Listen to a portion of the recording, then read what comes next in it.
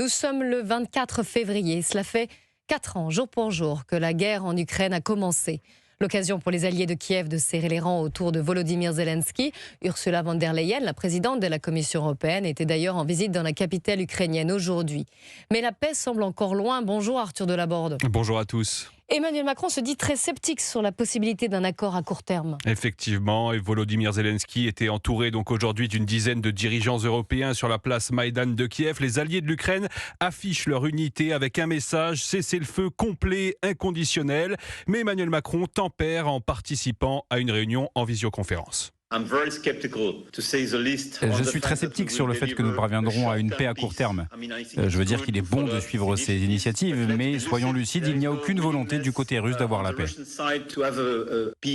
Le président français insiste, il faut continuer d'aider Kiev militairement, financièrement. Objectif européen, un prêt de 90 milliards d'euros bloqué par la Hongrie, mais Bruxelles promet, il sera accordé d'une façon ou d'une autre. Volodymyr Zelensky, lui, regarde plus loin.